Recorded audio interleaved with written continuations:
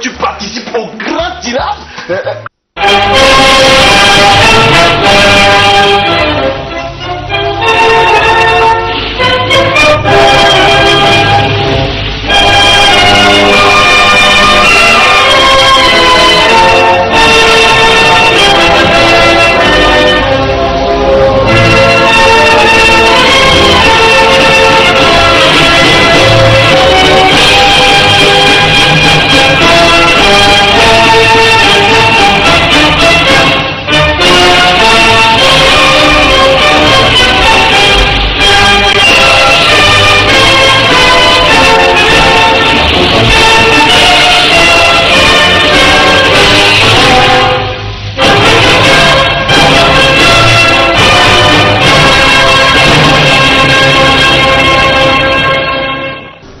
Togolaises, Togolais, mes chers compatriotes, à quelques heures de la fête de notre indépendance, je m'adresse à vous pour souligner à nouveau la communauté de destin qui nous lie. Les liens indissolubles qui nous unissent depuis 54 ans en tant que citoyens d'une même nation nous commandent aujourd'hui de nous rassembler dans un même élan et au-delà de tous les clivages, autour des valeurs républicaines et dans un esprit de cohésion nationale. Je souhaite vivement que ces valeurs qui fondent notre commune appartenance à la nation togolaise ravivent aujourd'hui en nous le souvenir de nos compatriotes, de nos glorieux compatriotes qui sont tombés au champ d'honneur pour la libération du peuple togolais. Qu'il me soit ainsi permis de rappeler avec solennité notre dette de reconnaissance à l'égard de tous ceux qui, par leur sacrifice, ont forgé notre identité nationale et contribué à asseoir notre indépendance. Après tant d'années de lutte acharnée pour l'essor d'une nation togolaise libre, nous avons le devoir de nous montrer dignes de leur héritage. Pour cela, nous devons rester unis, pas seulement dans les moments de joie, mais aussi face aux défis et aux épreuves de la vie. Je saisis donc l'occasion qui m'ont offerte ces jours pour m'incliner devant la mémoire de toutes les victimes des drames qui ont endeuillé la nation togolaise depuis le début de cette année.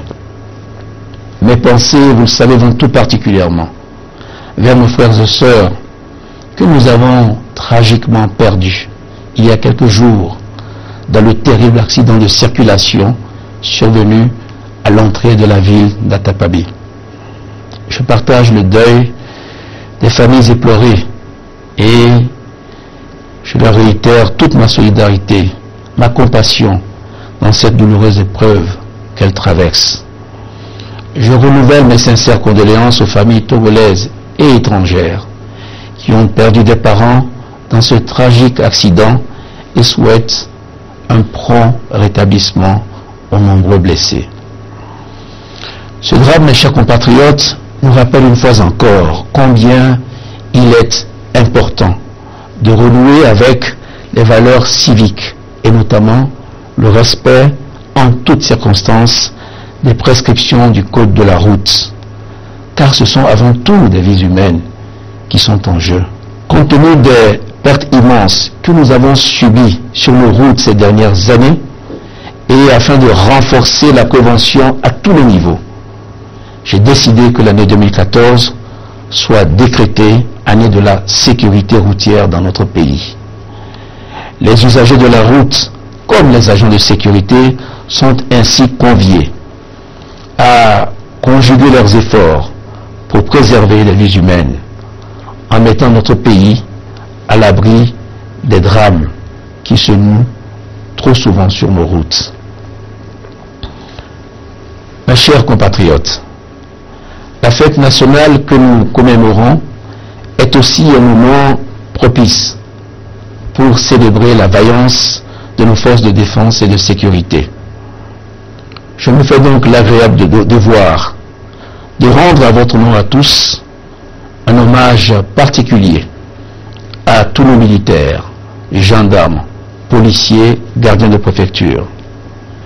Qu'ils soient ici au pays ou à l'étranger, dans les missions de maintien de la paix, je tiens à leur redire solennellement toute notre reconnaissance pour le sens du sacrifice et leur engagement au service des idéaux de paix, de sécurité et de prospérité que notre nation chérit au plus profond d'elle-même. Nos forces de défense et de sécurité sont résolument engagées aux côtés de la nation dans la quête du développement économique et social. Cet engagement nous impose d'adapter constamment notre système de défense et de sécurité à l'évolution des menaces contre la paix et la sécurité, mais aussi aux nouveaux défis économiques et sociaux. Ces défis sécuritaires qui se sont malheureusement amplifiés ces dernières années appellent une vigilance de tous les instants à nos frontières comme à l'intérieur du territoire national. Parallèlement, nous devons faire l'effort de sortir des sentiers battus pour préserver la stabilité que, grâce à Dieu, nous avons su restaurer et qui est si vitale pour notre avenir. Compte tenu de tous ces enjeux, j'ai donné des ordres au commandement militaire afin qu'il engage une réflexion profonde sur les pistes que nous devons emprunter pour refonder notre système de défense et de sécurité sur des bases nouvelles. Cette refondation passe par une réforme de grande envergure. Celle-ci débouchera sur une réorganisation de nos forces de défense et de sécurité. Ce processus permettra à terme de doter nos forces de défense et de sécurité d'une nouvelle architecture et des moyens nécessaires pour relever le défi de l'insécurité sur les mers avec la piraterie maritime, mais également le défi du terrorisme international et de la criminalité transfrontalière. Togolaises, Togolais, mes très chers compatriotes, en ces heures si particulières où la ferveur de la fête de l'indépendance gagne nos foyers, j'ai choisi de vous parler aussi d'avenir. De cet avenir que nous devons ensemble bâtir dès aujourd'hui. Après quelques décennies d'efforts et de dur labeur, notre pays, grâce à Dieu, a retrouvé la stabilité. Il a renoué avec la croissance et c'est aujourd'hui un pays plein de promesses à tous égards. Mais pour la pleine réalisation de ces promesses, il faut un engagement résolu de tous nos concitoyens. Il faut aussi une vision commune de l'avenir, une vision partagée. J'ai pour ma part l'intime conviction que l'heure est venue de libérer tout notre potentiel dans un grand succès qui nous propulsera, je l'espère, vers un nouvel horizon. Je veux avec vous faire du Togo un pays prospère. Et je veux pour cela engager les citoyens de tous horizons dans une union sacrée pour ancrer la croissance économique dans l'avenir. Cette entreprise, vous vous en doutez, exige de l'audace et même le dépassement de soi. Mais ces vertus ne peuvent être fécondes que si nous nous fixons dès à présent des objectifs clairs ainsi que les caps essentiels que nous devons franchir vers ce nouvel horizon. Les étapes de notre essor économique telles que nous les envisageons doivent se situer naturellement dans le prolongement des phases que nous avons déjà franchies. La stabilité étant aujourd'hui restaurée et la confiance de nos partenaires et des investisseurs rétablis, il nous revient en priorité durant les prochaines années, de consolider les bases de notre économie. Pour y parvenir, il nous faut impérativement poursuivre les investissements dans les infrastructures tout en accompagnant activement la mutation du secteur agricole. La modernisation de l'agriculture balisera la voie pour l'essor des industries de transformation et la multiplication des petites et moyennes entreprises et même des très petites entreprises. Le défi à relever dans ce domaine consiste à favoriser et à créer de véritables filières de transformation. Cette première étape de la feuille de route vers la prospérité positionnera le Togo comme une force d'exportation dans notre sous-région. Bien entendu, la structuration des filières existantes, notamment le secteur agricole, artisanal et industriel, et leur orientation vers l'exportation des produits finis et semi-finis, aura le triple avantage d'accélérer la création d'emplois et de l'accroître, de redonner confiance à la jeunesse togolaise et de tirer les revenus vers le haut. Une fois cette première étape franchie, il s'agira d'accélérer la marche vers nos objectifs en concentrant nos efforts sur les activités de service, en mettant un accent tout particulier sur la logistique. Fort de sa longue tradition des échanges commerciaux, le Togo aura ainsi toutes les cartes en main pour se positionner comme le hub d'affaires par excellence dans une sous-région en pleine croissance. Enfin, dans la troisième phase de cette feuille de route vers la prospérité, je vois notre pays s'affirmer dans la construction d'un label de qualité et d'un pôle de compétitivité. Togolais, mes chers compatriotes, ainsi se présente à grands traits ma vision de l'avenir. Pour concrétiser cette vision, il est vital que nous nous entendions sur certains principes simples. Tout d'abord, la voie vers la modernité ne se construira pas au détriment du bien-être des citoyens. Bien au contraire, elle va de pair avec une prise en compte effective des préoccupations sociales de nos populations. Elles sont légitimement en quête d'un meilleur pouvoir d'achat et nous devons en tenir compte en toutes circonstances. Chacun sait aujourd'hui que le phénomène de la vie chère n'est pas en aucun pays. Néanmoins, des efforts doivent être continuellement déployés afin d'en atténuer les effets, en accordant une attention toute particulière aux investissements à fort impact social. En partant du constat que l'accès à un logement décent constitue l'une des bases fondamentales d'une vie sociale épanouie, le gouvernement a décidé de faire de la construction des logements sociaux un axe prioritaire de son action. Des études ont déjà été réalisées et le gouvernement planifie d'ores et déjà la construction de très nombreux milliers de logements sociaux à partir de 2015. Un site a déjà été identifié pour la construction de 1000 logements dans le cadre d'un projet pilote qui va démarrer à la fin de l'année 2014. Dans le sillage de cette orientation résolument sociale de la politique du gouvernement, je voudrais insister sur notre ferme détermination à conduire notre pays vers la modernité tout en ouvrant à la construction d'une société togolaise beaucoup plus inclusive. Le Fonds national de la finance inclusive que nous avons lancé en début d'année s'inscrit dans cette dynamique. Il prend en compte la situation préoccupante de ces nombreux concitoyens qui ont du mal à accéder aux services financiers de base. Le démarrage effectif, ce matin même, du programme d'appui à l'accès des pauvres aux services financiers témoigne de notre engagement ferme à changer la donne. Pour le compte de l'année 2014, ce programme, qui est le tout premier produit du Fonds national de la finance inclusive, permettra à 300 000 hommes et femmes vivant dans la précarité d'accéder au microcrédit, à la petite épargne et à la micro-assurance. C'est un bon début, mais il faut faire mieux. Il y a du chemin à faire.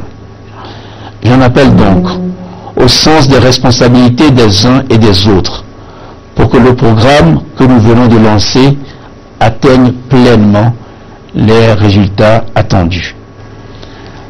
La rigueur est donc de mise afin que les espoirs légitimes qui ont été suscités ne soient pas déçus.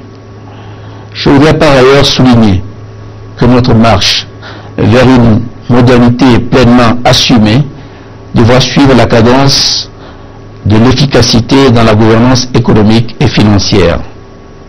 L'aboutissement du processus de mise en place de l'Office togolais des recettes devrait être accueilli comme un des signes tangibles de l'évolution de la société togolaise.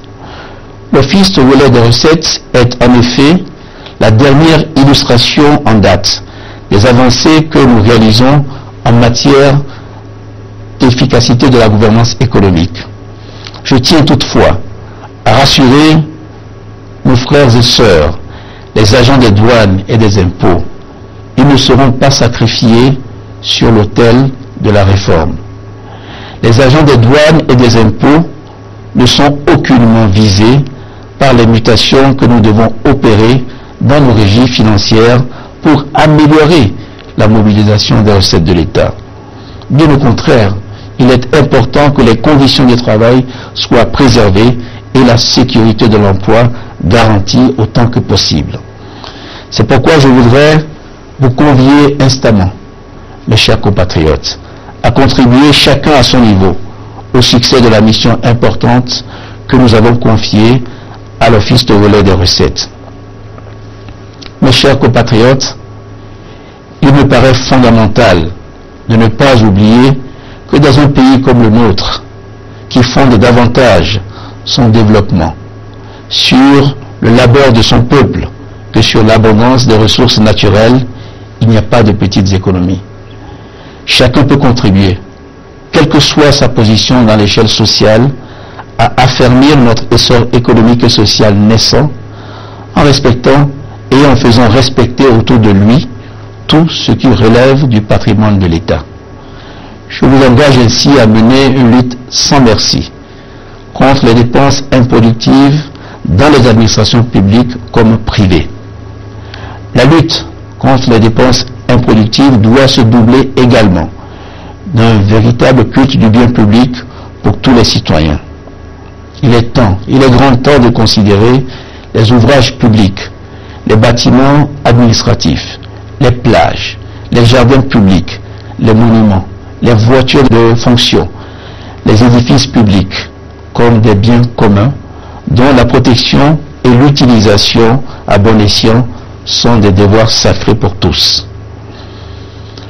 Togolaises, Togolais, mes chers compatriotes, depuis quelques mois maintenant, la vie politique nationale est largement dominée par le débat sur les réformes institutionnelles et constitutionnelles.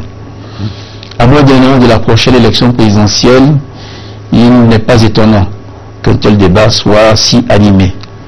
Toutefois, et comme je l'avais déjà dit, le débat doit être utile et fécond. Il doit faire avancer la communauté de destin que nous nous efforçons de construire ensemble. Dans cet effort qui nous mobilise depuis plusieurs décennies, notre force ne peut résider que dans notre aptitude à savoir ce que nous voulons pour nous-mêmes et pour notre pays. C'est pourquoi, face aux enjeux majeurs liés aux reliquats des réformes politiques en cours, je voudrais inviter toute la classe politique à dépasser les calculs partisans et les préoccupations électoralistes immédiates. Je voudrais inviter chacune et chacun d'entre vous à dépassionner le débat, à ne se laisser guider que par le souci primordial de doter notre pays d'un édifice institutionnel propice à son plein épanouissement. La démocratie représentative pour laquelle nous avons opté à léguer à nos sociétés des mécanismes qui permettent, dans un esprit d'ouverture, de prendre en compte la volonté du peuple souverain dans les choix importants et déterminants que nous sommes appelés à opérer.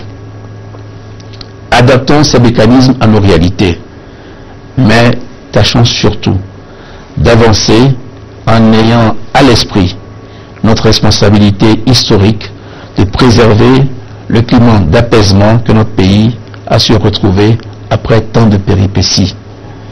Cette exigence fondamentale n'est pas au-dessus de nos forces.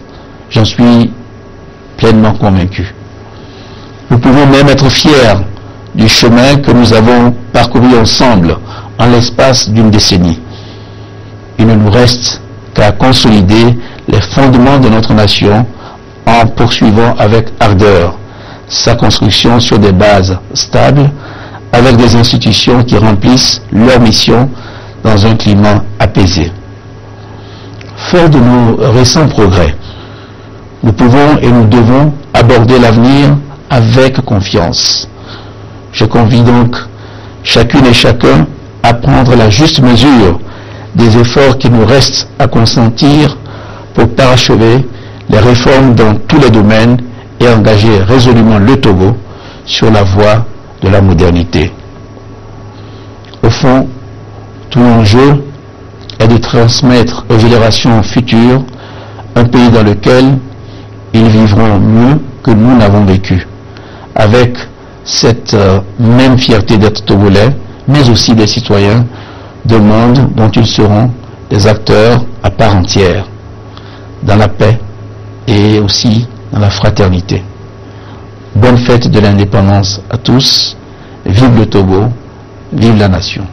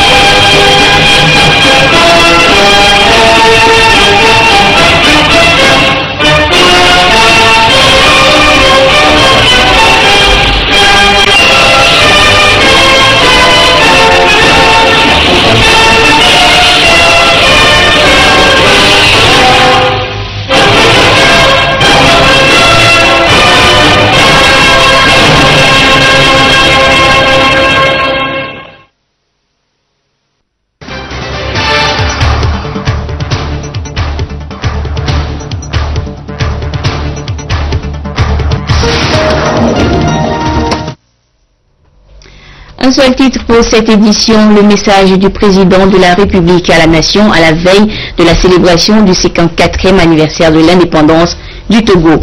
Et tout de suite, les grandes lignes de l'adresse du président de la République avec Kwessan Yuvodevi. Bien, en scrutant le message du président de la République, on s'aperçoit que la politique générale du chef de l'État n'a pas varié. Les options fondamentales sont maintenues et réaffirmées. Elles se traduisent par la poursuite des efforts qui restent cristallisés sur les grandes préoccupations du moment, listées sur une feuille de route en 4 volets essentiels. Premier volet, l'économie, la prospérité, le progrès social, qui sont, nous le savons, au cœur du second quinquennat du chef de l'État, qui s'impose le devoir de moderniser le Togo et d'en faire une nation forte. S'il était possible que tous les vœux que l'on forme se réalisent, le président de la République ne saurait en faire un meilleur pour l'avenir du Togo en souhaitant que le pays reste un État prospère. Et pour ce faire, il veut engager tous les Togolais dans une union sacrée pour l'ancrage de la croissance économique. Tous les secteurs économiques, l'agriculture, le commerce, l'artisanat, l'industrie, les investissements seront modernisés pour faire du Togo un pays très compétitif. Voilà la vision de Faure Gnassingbé, une vision qui met l'homme au cœur du développement et qui exclut que la voie de la modernité se construise au détriment du bien-être des citoyens. Bien au contraire, ils font l'objet d'une grande attention à travers des projets sociaux prévus à leur profit, comme par exemple la construction de logements sociaux prévus à partir de 2015. 1000 logements développement sont prévus. Autre action sociale, la lutte contre la pauvreté, avec l'accès des pauvres aux services financiers. Le programme a démarré ce matin même. Mais il y a lieu de rappeler que tous ces efforts ne peuvent aboutir s'ils ne sont pas accompagnés d'une politique de rigueur, de bonnes actions, de bonne gouvernance, et c'est la voie empruntée par le Togo. La dernière illustration en la matière est la création de l'Office togolais des recettes, dont le processus de mise en place devrait être accueilli comme un des signes tangibles de l'évolution de la société togolaise. Le troisième volet, c'est celui relatif à la sécurité. Face aux nouveaux défis économiques et sociaux et à l'évolution des menaces contre la paix et la sécurité, et pour préserver la stabilité si vitale pour notre avenir, le Togo a besoin de repenser son système de défense et de sécurité. Le président de la République a donné aux services concernés d'engager une réflexion profonde pour une réorganisation complète de nos forces de défense et de sécurité pour qu'elles relèvent le défi de l'efficacité et de la modernité. Le président de la République a par ailleurs rendu un hommage mérité aux forces de sécurité de notre pays. Autre défi à relever, la sécurité sur nos routes. Le président de la République a déploré les drames qui surviennent sur nos routes et convié les usagers, tout comme les agents de sécurité, à conjuguer leurs efforts pour préserver les vies humaines. Compte tenu des pertes immenses subies ces derniers mois et afin de renforcer la prévention à tous les niveaux, le président de la République a décrété l'année 2014 année de la sécurité routière au Togo. Le dernier volet a abordé les questions relatives aux réformes institutionnelles et constitutionnelles qui suscitent en ce moment un grand débat à un an de la prochaine élection présidentielle. Le président de la République appelle à ce sujet la classe politique à dépasser les calculs partisans et les préoccupations électoralistes immédiates et à se laisser guider par le souci primordial de doter notre pays d'un édifice institutionnel propice à son plein épanouissement. Il a rappelé que les réformes doivent être adaptées à notre réalité et il en appelle au sens de responsabilité de tous et de chacun afin que nous préservions le climat d'apaisement que le Togo a su retrouver après tant de péripéties. Tout l'enjeu, a conclu le chef de l'État, est de transmettre aux générations futures un pays dans lequel ils vivront mieux que nous n'avons vécu. Merci Koussan Vodeli. Voilà ce qu'on pouvait retenir du message du président de la République à la nation ce samedi. Et comme à la veille de chaque célébration de l'indépendance du pays, la tradition de la ranimation de la flamme de l'indépendance a été respectée ce 26 avril. Le chef de l'État, Faure Essozimna Gnassingbé, aux côtés de Gilles Christ Olympio, président de l'Union des forces de changement, a redonné vie pour une 54e fois à cette flamme qui symbolisa le 27 avril 1960 la naissance de la nation togolaise. Prudence Zinsou.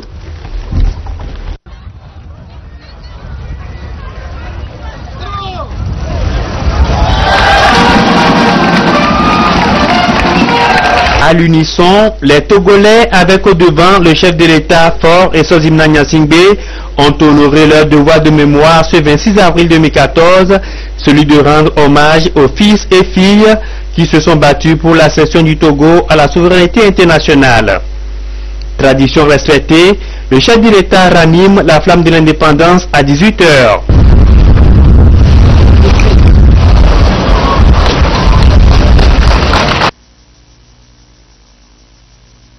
Un acte qui a toute sa signification.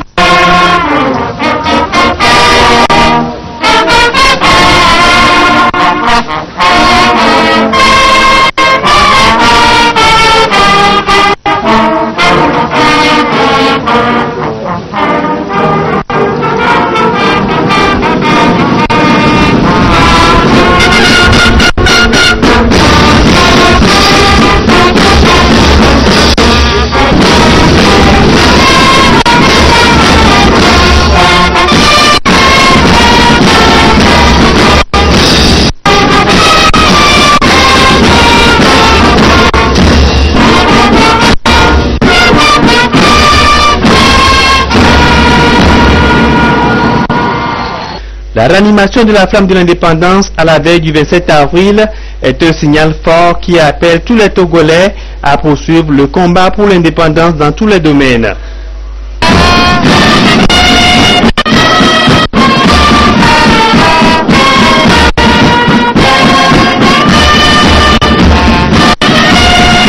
Le chef de l'État a été salué par une foule en liesse à la fin de la cérémonie.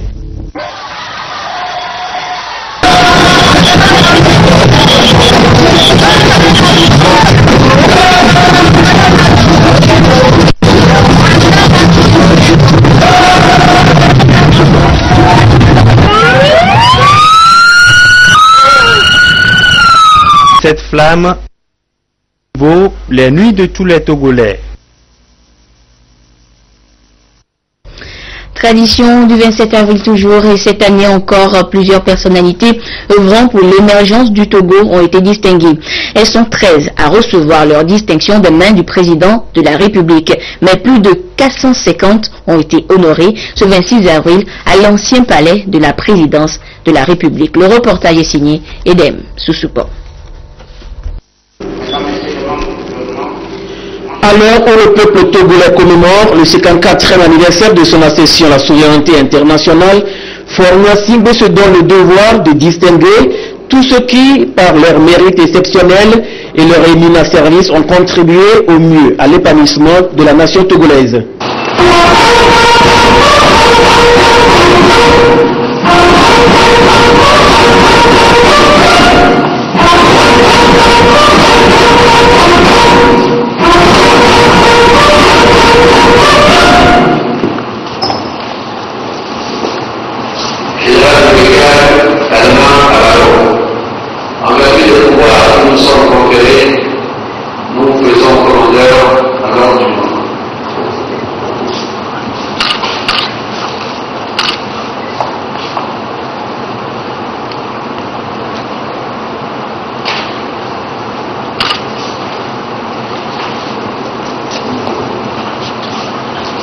Capitaine de vaisseau Bernard Léon, en vertu des pouvoirs qui nous sont conférés, nous faisons commandeur en l'ordre du monde.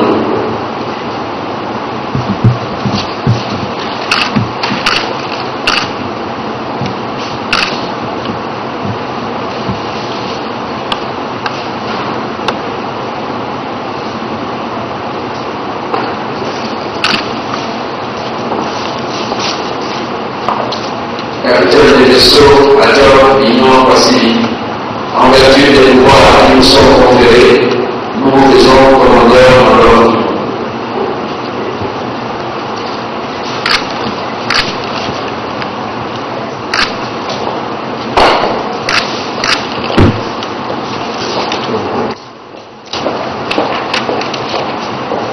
Capitaine du vaisseau Aladazine Kouloukoua, en vertu des pouvoirs qui nous sont conférés, nous faisons commandeur de l'ordre national.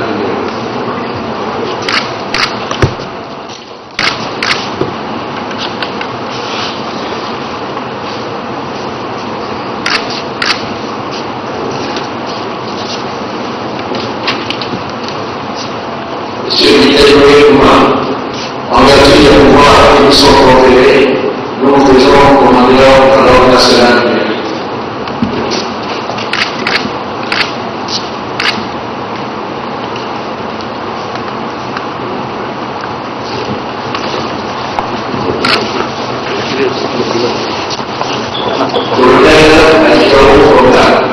En vertu des pouvoirs qui nous sont conférés, nous faisons commandeur de l'ordre national du mérite.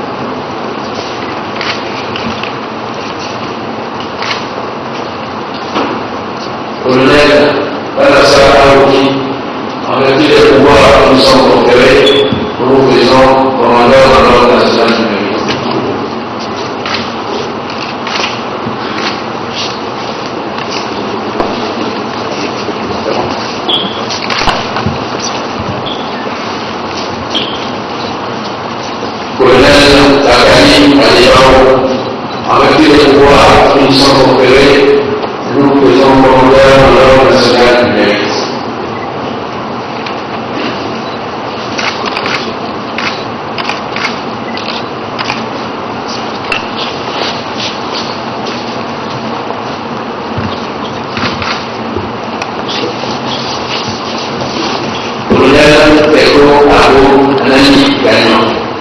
En vertu des pouvoirs qui nous sont conférés, nous nous faisons commandeur à l'ordre national du mérite.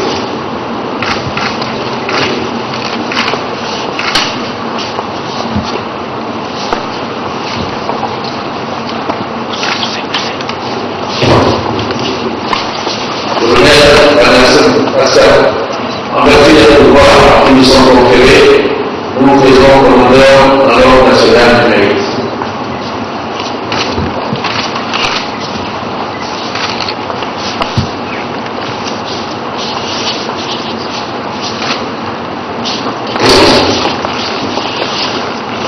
Colonel Appuya Bayou, en vertu des pouvoirs qui nous sont conférés, nous nous faisons commandeur de l'ordre national du mérite.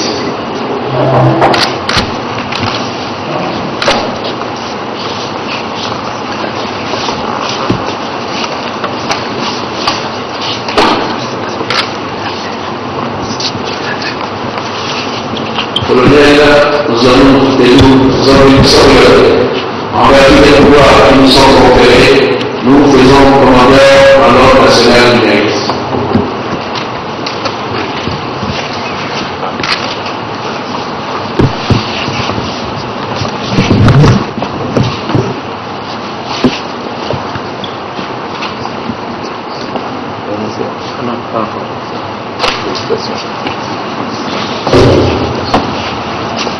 Colonel Jala Edar, en vertu des pouvoirs qui nous sont conférés, nous nous faisons commandeur à l'ordre national du mérite.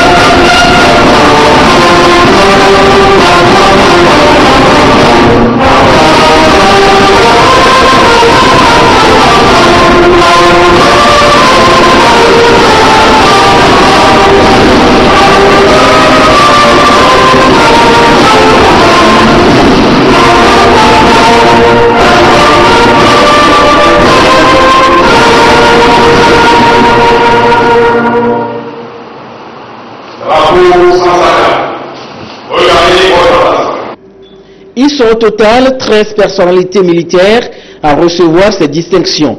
Faure Sozimnanya Singbe a élevé 3 personnes au rang de commandeur dans l'ordre du Mono et 10 au rang de commandeur dans l'ordre national du mérite. Avant la décoration de ces 13 personnalités, 453 autres civils et militaires ont elles aussi reçu des distinctions honorifiques nationales. Dans l'ordre du Mono, 112 ont été élevés au grade de chevalier, 23 officiers et un commandeur. Dans l'ordre national du mérite, 213 sont faits chevaliers, 53 officiers et un commandeur. 4 personnalités ont été élevées au rang de l'ordre des palmes académiques et 47 au rang de mérite militaire. La suite de cette édition qui sera quelque peu longue, actualité du jour oblige. C'est depuis hier que les Togolais découvrent avec bonheur les nouvelles acquisitions et réalisations du gouvernement pour leur faciliter le quotidien. Après les ouvrages de lutte contre l'avancée de la mer à Anéro et le patrouilleur Agou pour la sécurisation des côtes togolaises hier, c'est le train voyageur qui retrouve vie ce samedi. Grâce au projet dénommé Blue Line Togo, initié par le gouvernement et réalisé par le groupe Bolloré, les Togolais peuvent désormais voyager en train. Et pour officialiser la renaissance de ce moyen de locomotion, le chef de l'État, le Premier ministre, le président du Parlement et leurs collaborateurs l'ont emprunté à la gare moderne en face du ministère du Commerce pour rallier Kakaveli, lieu des festivités. Et Soham Théo. Ces rails solidement fixés au sol portent en eux une longue histoire qui remonte aux années 1900 avec l'entrée en service des premiers trains au Togo. Elle a connu un terme en 1997 avec l'arrêt de circulation des trains voyageurs. Ce 26 avril, une autre page de l'histoire de la voie ferrée s'est ouverte. La locomotive est de nouveau positionnée avec des wagons modernes pour le transport des passagers. Blue Line Togo qui pilote ce projet est initié par le gouvernement togolais et réalisé par le groupe Bolloré. La gare centrale du Togo, sise en face du ministère du Commerce, est un cadre accueillant avec des sièges pour mettre à l'aise les clients.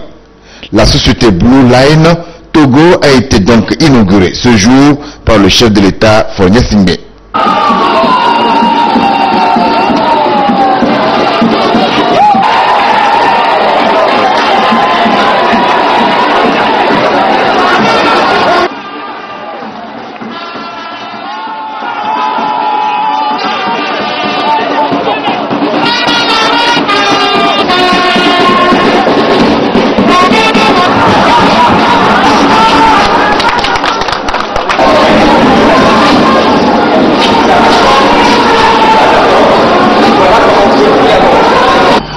Le dévoilement de la plaque immortalisant cet instant, le président de la République, accompagné de plusieurs personnalités, sont montés à bord du Blue Line Togo, destination Kakaveli. C'était sous le regard admirateur de la population. Le fait que le président de la République est rentré dans le car, c'est ça qui a fait une joie qui m'anime. Je n'ai jamais entré dans un train, mais maintenant, comme le train a commencé de voyager, de travailler, j'aurai le temps de rentrer dans le train. Je n'ai jamais voyagé à bord d'un train. Donc je pense que c'est une bonne initiative qui va permettre à beaucoup d'entre nous d'expérimenter ça. Ça va permettre de décongestionner la route. Puisque aujourd'hui on a beaucoup de taximans, de voitures et autres. Donc avec ça, beaucoup seront dans le train et ça va faciliter la circulation. Nous sommes très contents de ce projet et que nous soutenons vivement ce projet. Le train, selon Serpent des Rails, est de retour. Il s'est annoncé aux populations comme à ses habitudes par son assourdissant klaxon.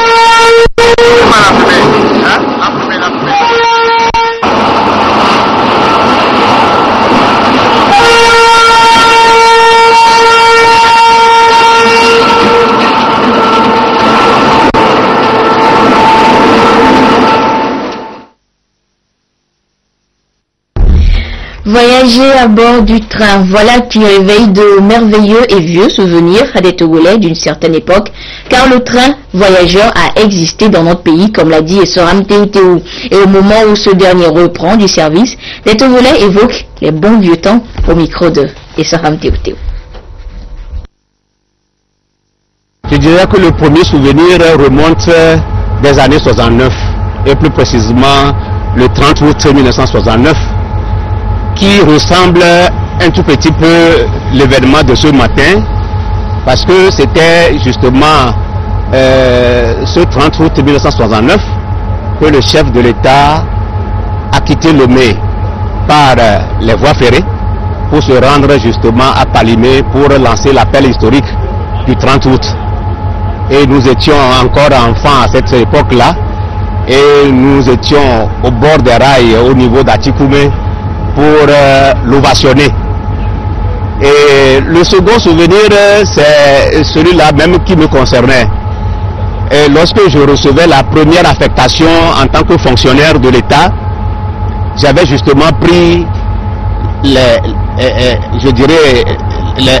train ici justement pour me rendre à Tapamé, qui constitue mon premier poste en tant qu'enseignant, avec mes tables bancs, mes mon lit et mes effets pour arriver à la gare d'Agbonou pour pouvoir éviter justement le coût élevé du transport par la route. Et c'était vraiment un bon souvenir et c'est avec beaucoup d'émotion que je me retrouve encore à cette gare. Moi-même, je suis un cheminot. Je commence mon travail ici en 1963 et j'ai ma retraite en 1993. Et ce matin, j'ai vu des anciens rails et les locomotives. La société de chemin de fer, en ce temps-là, nous sommes tellement contents. Le mot Blita, le mot Anécho, le mot Palimé, et tout fonctionne bien. Nous nous demandons si nous ne rêvons pas. Nous ne rêvons pas parce que vraiment c'est un événement très spécial pour nous cheminots. Parce que le chemin de fer, c'est ancré dans notre quotidien de vie. Ça fait que quand nous ne faisions pas ça, on était malades. Mais au jour d'aujourd'hui, vraiment, c'est comme on est ressuscité. En voyant tout ça là, vraiment c'était une ambiance de fête. Quand le chemin de fer marchait, où il y avait des trains voyageurs, d'abord toutes les gares, il y avait l'animation. D'abord, ça a créé des activités. En dehors des agents des chemins de fer, tout autour, il y avait des travaux connexes, c'est-à-dire des commerces, des gens qui venaient. Bon, franchement, c'était très excellent. Pour moi, personnellement, ça évoque ma découverte de Lomé en 1980 à travers le train que nous prenons souvent après avoir obtenu le ticket de réquisition depuis Sokodé. On prend le bus de la S3G et on arrive à Blita pour voyager. Mais c'est surtout l'image de la vie dans le train et le contact des voyageurs avec les populations à tous les gares. C'était vraiment, c'est tout un film qui revient, la vie, on dirait que vraiment c'est un train d'unité ou bien de création de symbiose entre les différentes populations du Togo. Vous arrivez, quelle que soit la bourgade, le train s'arrête, il y a des contacts entre les commerçants, même les simples voyageurs, les élèves que nous étions à l'époque, et la population où le train s'arrête. Bref, c'est une vie qui assurait l'unité nationale. Que de bons souvenirs, et la nouvelle génération pourra elle aussi goûter aux délices du voyage en train. Et ce Blue Line Togo va être soutenu par des Blue Zones. Pour faire simple, les Blue Zones sont des plateformes ou plutôt des centres multifonctionnels qui permettront de développer les localités traversées par les rails du groupe Bolloré. La première Blue Zone a été inaugurée juste après le lancement de la ligne ferroviaire Lomé-Blita à Kakaveli par le chef de l'État. Le reportage est signé Adolphe Paca. Des hauteurs de Kakaveli ce jour, un train bleu s'annonce. C'est l'expression de l'effectivité de la Blue Line au Togo. C'est aussi un symbole porteur d'espoir dans la réalisation de l'ambitieux programme du groupe Bolloré, la Blue Zone. À bord de ce train, le président de la République, Faure Sozimnania Singbe, il vient pour l'inauguration de la première Blue Zone au Togo.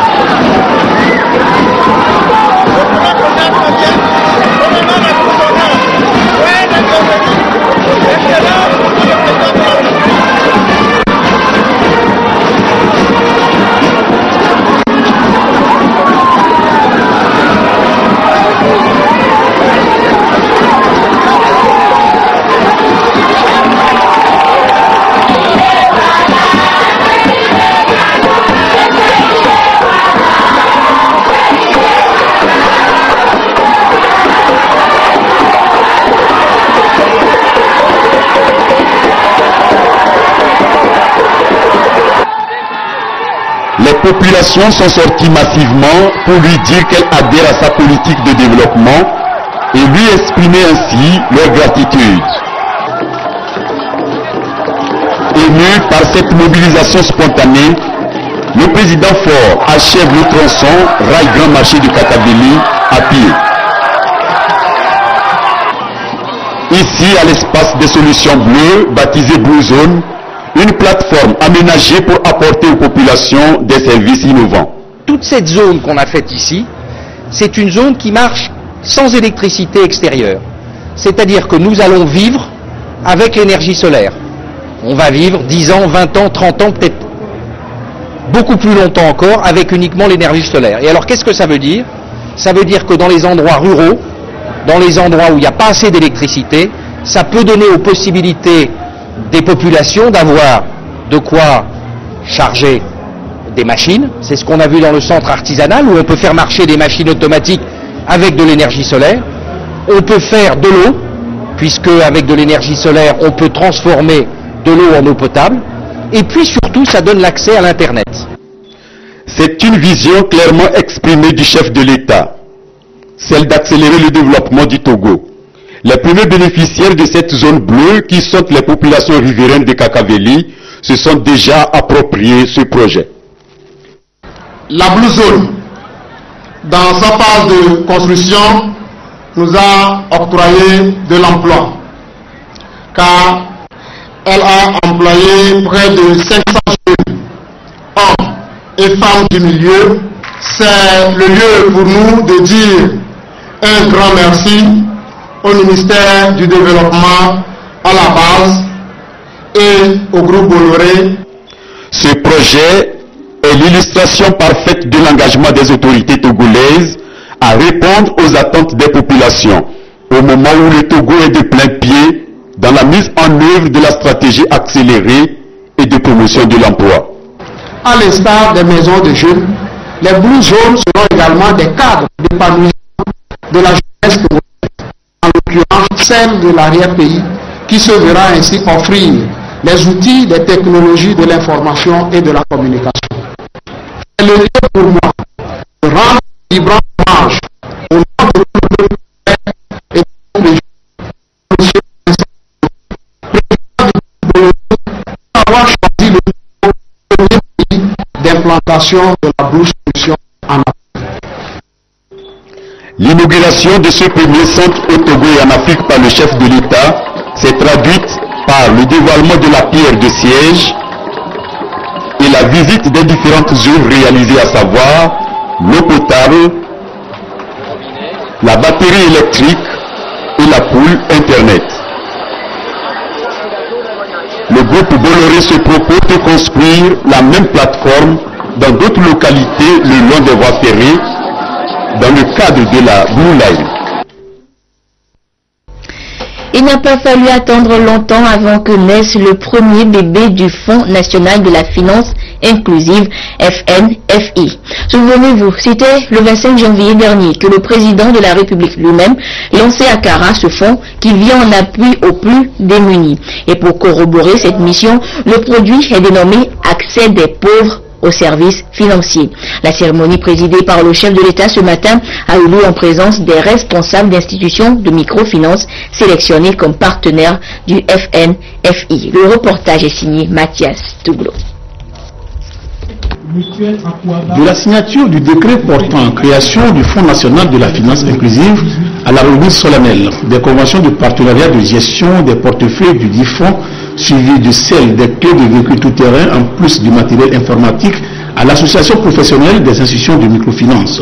Voilà ce que l'on doit retenir de cette cérémonie de lancement officiel des premiers produits dénommés Accès des pauvres aux services financiers. Cette cérémonie présidée personnellement par le chef de l'État, son Excellence Faure Essozi Nanya Singbe, démontre une fois encore son attachement à la cause des couches vulnérables. Un canal choisi également par les responsables du fonds pour revenir sur les contours du produit afin de garantir sa pérennité. Il s'agit d'un crédit qui peut s'obtenir en groupe solidaire de 4 à 6 personnes.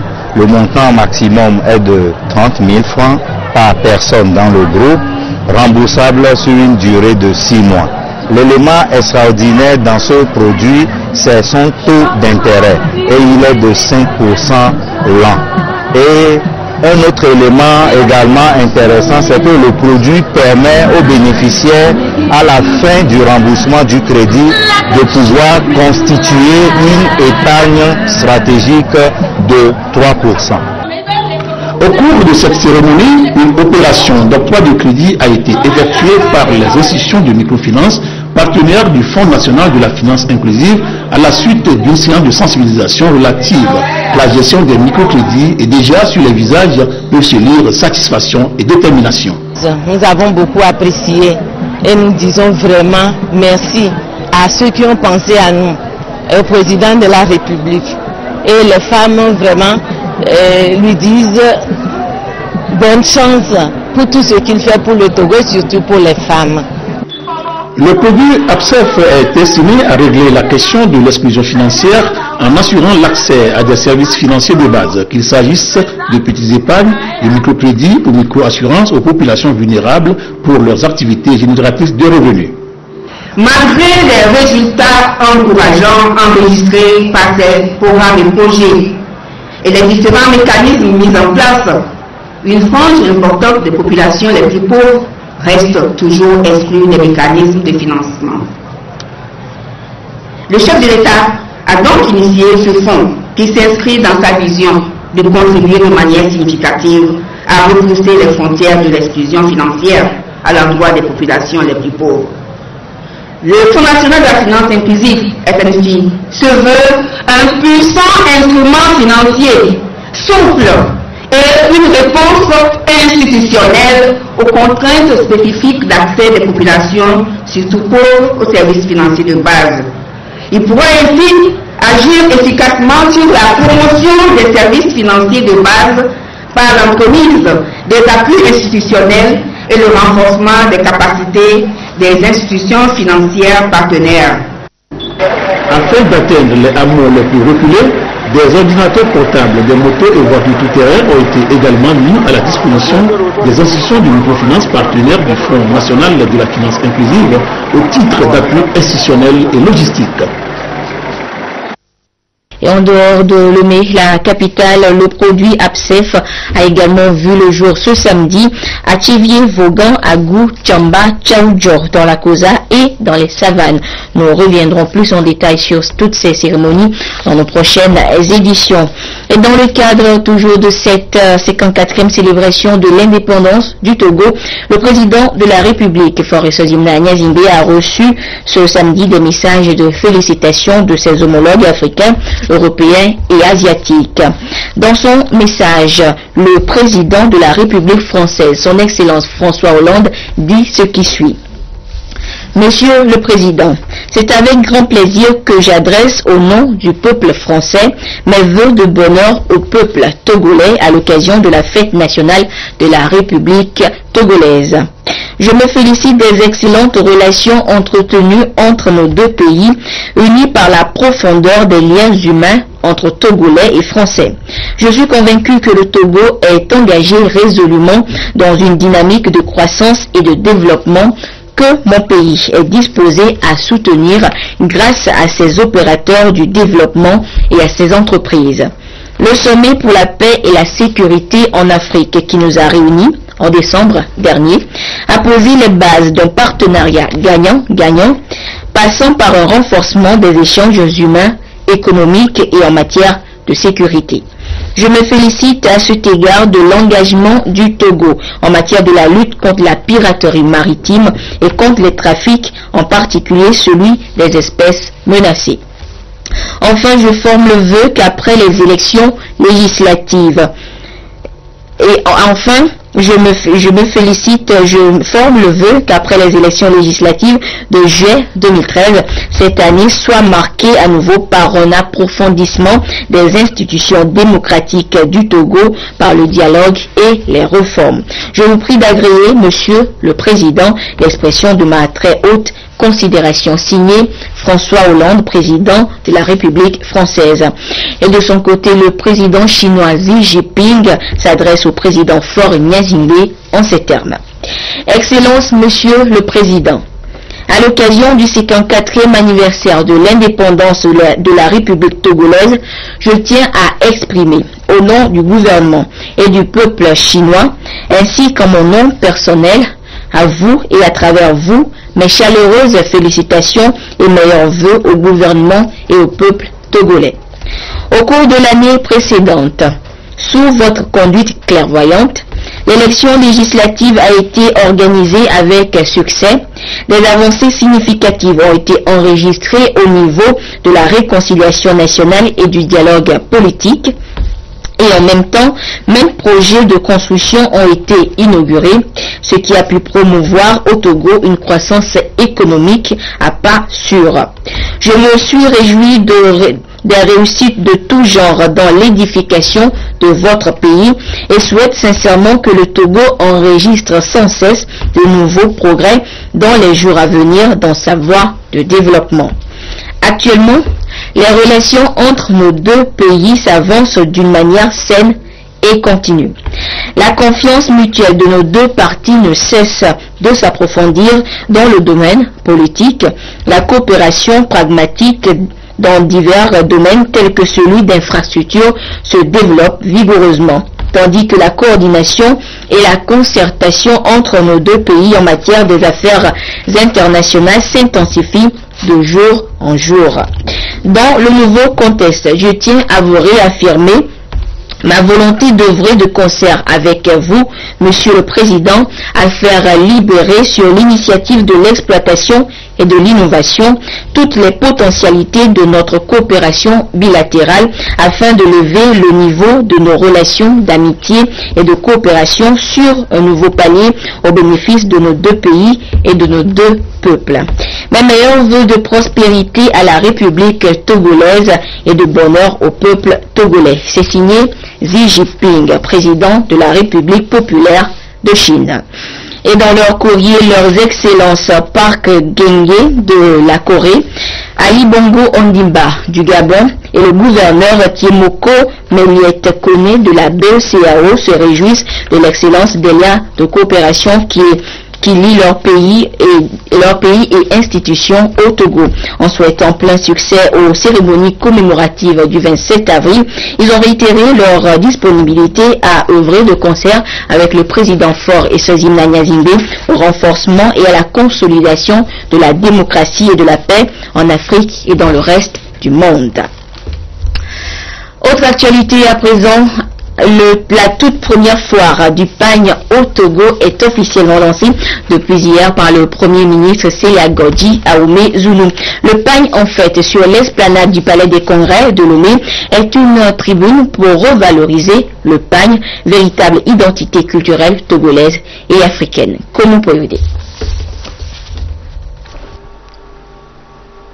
La coupure symbolique du ruban par le Premier ministre Artem Seyagodji Aoumé Zulu marque l'ouverture officielle des activités de l'événement culturel Le Pagne en Fête, une initiative de la Chambre de commerce et de l'industrie du Togo pour cultiver, encourager et réconcilier notamment les jeunes avec le pagne, mais surtout rendre un hommage aux femmes revendeuses des pagnes, les Nana Benz, qui ont soutenu l'économie togolaise dans les années 70 à 80. Vous savez que par le passé, les glorieuses femmes que nous célébrons aujourd'hui ont apporté un soutien à l'économie togolaise. Ils emploient beaucoup de personnes et par leur biais, nous avons pu entrevoir une croissance. Voilà pourquoi nous avons cherché à leur donner un coup de main aujourd'hui, en leur faisant oublier, par exemple, les événements malheureux qui ont eu lieu en janvier de l'année 2013 et pour faire en sorte que le commerce du pagne, que Lomé redevienne la capitale du pagne. Le pagne en fait est marqué par la participation des pays membres de la CEDEAO, un signe de l'importance du commerce de pagne dans le développement socio-économique de la sous-région. Selon le ministre du Commerce et de la promotion du secteur privé, cette foire vient insuffler un nouveau dynamisme au secteur du commerce. Je demeure persuadé qu'avec l'organisation du présent événement et l'engouement manifesté des femmes, la relance des activités commerciales des pagnes au Togo sera effective. Notre pays dispose désormais d'un événement d'envergure dont la renommée dépassera largement nos frontières et qui aura un impact positif sur notre économie et dans la sous-région. Avec les objectifs énumérés tout à l'heure par le président de la Chambre de commerce et d'industrie du Togo, nous restons convaincus que les retombées de cet événement feront de Lomé la cité du pagne en Afrique subsaharienne, amèneront la génération actuelle à une meilleure conception et utilisation du pagne. Le chef du gouvernement a relevé que le pagne n'est plus seulement un vêtement, mais une valeur de référence, un signe de reconnaissance sociale. Il a ensuite souligné que le gouvernement ne ménagera aucun effort pour soutenir et encourager toute action en faveur de la promotion du pagne au Togo. Aujourd'hui, le Nana Bose reste l'exemple parlant du sens de l'entrepreneuriat de la femme africaine en général et togolaise en particulier. Si l'économie du Togo a été florissante dans les années 70-80, les Nana Bose ont joué un rôle important pour arriver à ce résultat.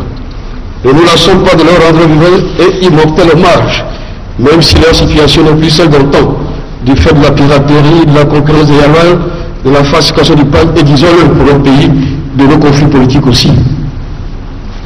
Le pagne en fait doit rester la plateforme idéale pour présenter et faire connaître toutes sortes de produits innovants issus du pagne. Le gouvernement nous apportera le soutien nécessaire pour faire de cet événement un rendez-vous périodique et de référence pour le pagne et le textile en général. Mesdames et messieurs, distingués invités, parler du pagne, c'est parler de la matière première qui sert à sa fabrication, des unités qui le produisent et les opportunités qu'il offre. C'est pour cette raison que le gouvernement togolais se réjouit une fois encore du choix du thème « Développement du commerce international du pagne et du textile, enjeux et perspectives ».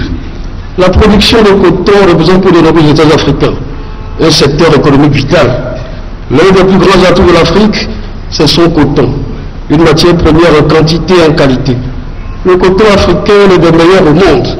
Les fibres sont fines, elles mûrissent bien et surtout, elles supportent des traitements chimiques mieux que tous les autres cotons au monde.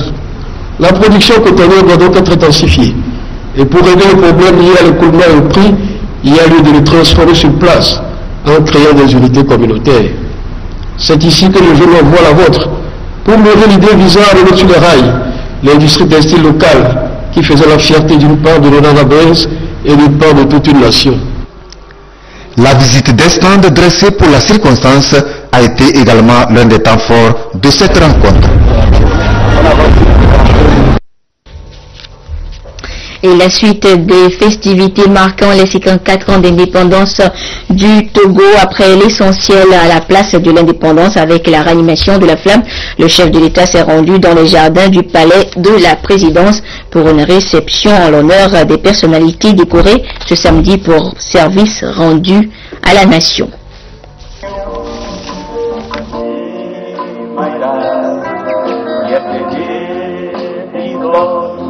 Another day,